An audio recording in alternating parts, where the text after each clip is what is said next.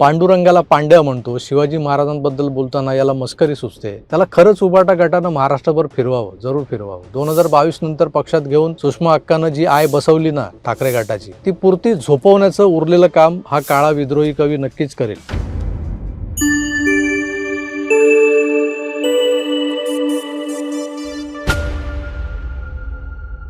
शिवसेना हे नाव वापरणाऱ्या महाराष्ट्रातल्या 2 राजकीय पक्षांच्या 60व्या वर्धापन दिनाच्या कार्यक्रमांचं टप्प्याटप्प्यानं विश्लेषण केल्यानंतर एक एक गोष्ट बाहेर येते. त्यावर आज अगदी थोडक्यात बोलायचं आहे मला. पहिल्यांदा एक गोष्ट मला प्रकर्षानं जाणवली, ती म्हणजे रामदासभाई कदम हे शिवसेनेचे ज्येष्ठ नेते बऱ्याचदा त्वेषानं मीडियाला बाईट देत असतात. त्यात अनेकदा काही गर्भित सूचनाही दडलेल्या असतात. पण त्या सूचना संबंधितांना समजल्यात उमजल्यात असं यापूर्वी फारसं झाल्याचं दिसलं नाही मला. पण यावेळेस भाईंचा एक सल्ला दोन्हीकडच्या नेतृत्वानं ऐकलाय असं दिसतंय. दसरा मेळावा असो की वर्धापन दिन, या कार्यक्रमांच्या व्यासपीठावर फारच गिन्याचुन्या लोकांना स्थान दिलं जातं, निवडक लोकांना. स्टेजवर नसणं आणि असणं यावरून मानापमान नाट्य रंगलेलंही आपण पाहिलं यापूर्वी. तर माजी मुख्यमंत्री मनोहर जोशींना तर दसरा मेळाव्यात व्यासपीठ सोडून जावं लागलं होतं.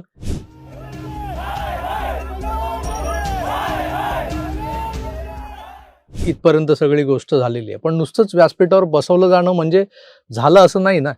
तर भाषण कोण कोण करणार हा देखील मोठा कळीचा मुद्दा असतो. अर्थात त्यात बाजी कोण मारतं, तर जो पट्टीचा वक्ता असतो तो. पक्ष अशा फरड्या वक्त्यांनाच संधी देत असतो. रामदासभाई नेमकं काय बोलले होते या वर्धापन दिनाच्या आधी, की शिवसेनेच्या कोणत्याही कार्यक्रमात भाषणं करून जो शिवसैनिकांच्या टाळ्या शिट्ट्या वगैरे मिळवतो तोच माणूस ठाकरेंनंतर खूपू लागतो, मग त्याचा पत्ता कट होतो वगैरे वगैरे. यंदा तुम्ही गंमत पाहिली का? शिंदेंच्या मेळाव्यात रामदासभाईंच्याही आधी एका सामान्य शिवसैनिकाला 2-3 मिनिटं बोलण्याची संधी दिली गेली. दिलीप पाटील नाव होतं त्याचं. साधा साईनबोर्ड पेंटर होता, 40 गावचा शिवसैनिक आहे. 25 वर्ष शिवसेनेत काम करतोय. पण त्याला कधीही वाटलं नव्हतं की मला एवढ्या मोठ्या स्टेजवर कधी मनोगत माझं व्यक्त करता येईल. त्याला खासदार डॉक्टर श्रीकांत शिंदेंनी संधी दिली असं तो त्याच्या भाषणात बोललाय. पण या संधीनं आपल्या 5 मिनिटाच्या भाषणानं तो सामान्य सैनिक, शिवसैनिक स्वतःच भारावून गेलेला होता, भांबावून गेलेला होता. पहिलीच वेळ असल्यानं हे भांबावणं साहजिकच होतं. पण शिंदेंच्या मेळाव्यात त्यांनी केलेला हा प्रयोग खरंच स्तुत्य होता. दुसरीकडेही म्हणजे ठाकरेंच्या मेळाव्यातही एक प्रयोग झाला, तो काही कमी नव्हता. उद्धव ठाकरे आपल्या नावाच्या मध्ये जे नाव लावतात ना बाळासाहेब, ते बाळासाहेब कधी काळी नामांतराच्या चळवळीला विरोध करून दलितांच्या ब्लॅकलिस्टमध्ये गेले होते. घरात नाही पीठ, कशाला हवं विद्यापीठ, हा बाळासाहेबांचा सवाल होता तेव्हाच्या आंदोलनकर्त्यांना. यामागचा साहेबांचा हेतू काय होता, तर आधी पोटापाण्याचं बघा, मग महापुरुषांच्या जी काही नावं आहेत ती नावं विद्यापीठांना किंवा रस्त्यांना देण्यासाठी जीव पाणाला लावा, रस्त्यावर उतरा. आणि त्यात त्या आंदोलनात काय स्वतःची अवस्था करून घेतली होती, जीवही गेले काही लोकांचे. हे सगळं बाळासाहेब एका वेगळ्या दृष्टीने बघत असायचे, त्यामुळे ते बोलले होते. चळवळीतल्या काही तरुणांना हे पटतही होतं बरं का.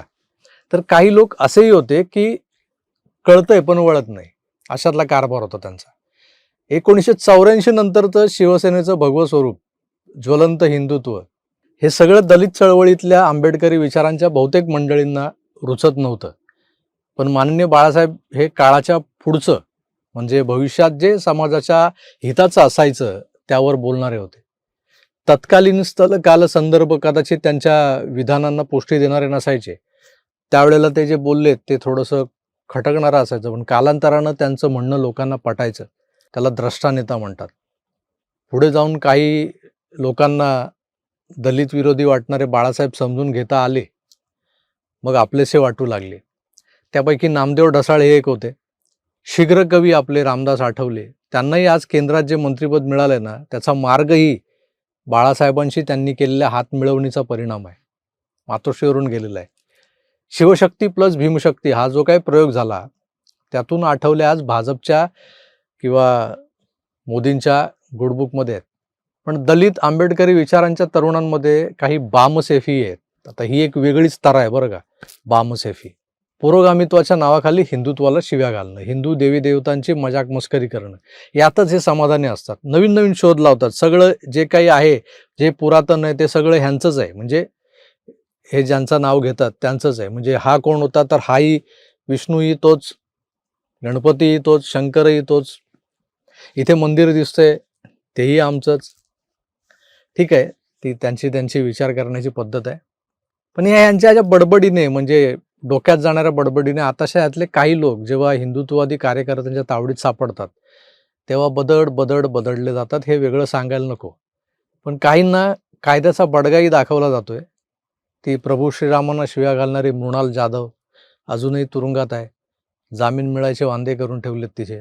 उद्धवजींच्या पक्षात या बामसेफ्यांचं प्रतिनिधित्व करणाऱ्या सुषमा अक्का होत्याच, ज्यांनी बाळासाहेबांबद्दल अनुदार उद्गार काढलेले आपण ऐकलेत.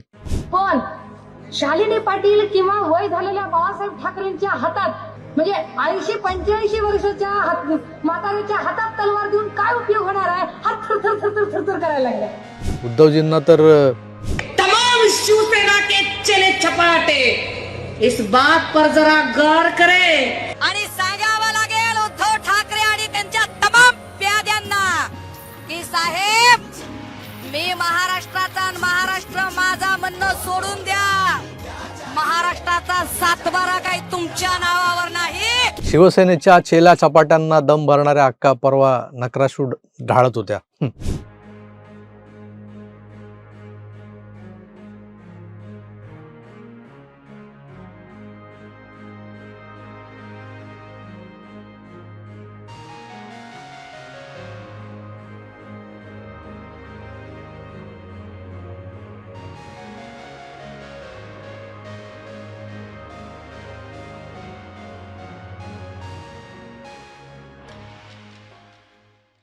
मगरमच्छ के आसू. त्यात परवा षण्मुखानंदला आणला गेला तो चंदन शिवे, नितीन चंदन शिवे. याला हुडकून काढलाय संजय राऊतांनी. म्हणजे बघा, बारूद के ढेर पर बैठकर बीडी जलैले असं म्हणणारा हमजा अली मजारी दुसरा तिसरा कोणी नाहीये. तो भांडूपला भोंगाईच आहे. क्या समजे. या चंदन शिवेंचं प्रहसन ऐकलं मी अगदी मध्यरात्री 3:30 वाजता ऐकलंय. कारण 19 जूनला बरीच कामं होती, ती आटपून रात्री 2 नंतर मी सहज दोन्ही सेनांचे मेळावे ऐकावे म्हणून आपलं सहज बोट फिरवलं मोबाईलवर, तर समोर आला हा नितीन चंदन शिवे. मजा आली ऐकताना. तर कौंठे महांकाळ, तो घाटावरचा त्याचा तिकडचा लहजा ऐकून खरंच मजा आली. काही मुद्दे पटले देखील त्याच्या बोलण्यातले. पण हा बाबा, त्याचं ते एकाच टाईपचं भाषण, त्याची ती एकच कविता, कांबळेला लई तुडवला पण कांबळे नाही रडला, निस्ताच कांडला. हे वेगवेगळ्या राजकीय पक्षाच्या सभांमध्ये फक्त समोर बसलेल्या किंवा स्टेजवर मागे बसलेल्या नेत्यांची नावं वापरून पात्र बदलून सादर करत असतो, हे नंतर समजलं मला. हा कांबळे जोपर्यंत जिवंत आहे तोपर्यंत आंबेडकर जिवंत आहे. हा कांबळे जोपर्यंत जिवंत आहे तोपर्यंत ही चळवळ जिवंत राहणार आहे. हा कांबळे जोपर्यंत जिवंत आहे तोपर्यंत शिवसेना जिवंत राहणार आहे. हा कांबळे जोपर्यंत जिवंत आहे तोपर्यंत बाळासाहेब ठाकरे, फुले, शाहू आंबेडकरी, मराठी माती, मराठी माणूस जिवंत राहणार आहे. आंबेडकरी विचार हे काही सवर्णांना डसत नाहीत किंवा डाचतही नाहीत. आमचेही कांबळे नावाचे असे आडनाववाले 100-1 मित्र असतील. एका ताटात जेवतो आम्ही, जेवलेलो आहोत, जेवतो यापुढे, आणि आम्ही त्यांच्या घरी जेवतो, ते आमच्या घरी येतात. तर जेवढा तिटकारा त्या हिरव्या बांडगुळांबद्दल आहे, यांना कधी आम्ही वेगळं मांडलेलं नाही ना. पण काही पुरोगामी बांडगुळ मात्र आजही हरामखोरपणा करणं सोडत नाहीत. अक्का आमच्या रामाला क्यों रामजी कुछ हुआ की नाही असं म्हणत कॅरेक्टरलेस ठरवायला निघालेली आपण पाहिली आहे मागे. आता हा बरा वाटलेला चंदन शिवे तर विठ्ठलाला पांड्या म्हणतोय. ऐका. पांडुरंगा, आज असं वाटतंय बघ, तुझ्या पायाखालची वीट वडावी खळखळ आणि घालावी तुझ्याच तळक्यात. करावं रक्त बंबाळ तुला. अकांत आणि एकांत काय असतो रे पांड्या, पांड्या. विद्रोही हा एक असा शब्द आहे, इंटू इन्व्हर्टेड कॉमा, की त्याच्या आडून मनुस्मृती जाळायला हजारो काड्यापेट्या खिशातून बाहेर येतात. याच विद्रोही कवितेत पांडुरंगाच्या पायाखालची वीट खसकन काढून त्याच्या डोसक्यात हाणायची अशी इच्छा कवीला होते. पांड्या तुझं डोसकंच फोडतो आता, असा हा यांचा आविर्भाव असतो.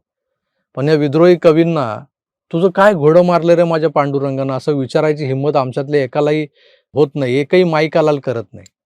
कविता ऐकून लय हसलो राव म्हणतो आणि पुढे निघून जातो. हे हसण्यासारखं होतं का ते? चंदन शिवे स्वतःच्या काळ्या रंगाचा सतत उद्धार करून त्याचा ॲडव्हान्टेज घेत असतो, हे जाणवलं मला.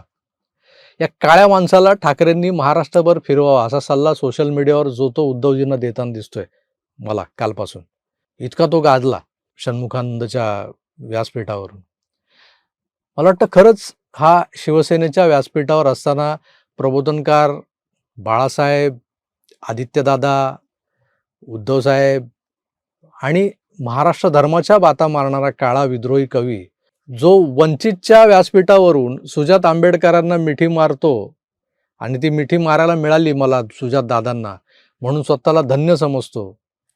बघा, मी लय खुश आहे आज.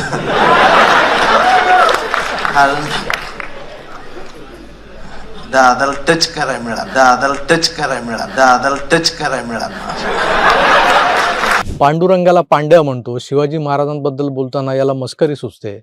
त्याला खरंच उबाटा गटानं महाराष्ट्रभर फिरवावं, जरूर फिरवावं. 2022 नंतर पक्षात घेऊन सुषमा अक्कानं जी आय बसवली ना ठाकरे गटाची, ती पुरती झोपवण्याचं उरलेलं काम हा काळा विद्रोही कवी नक्कीच करेल. लिहून घ्या माझ्याकडून.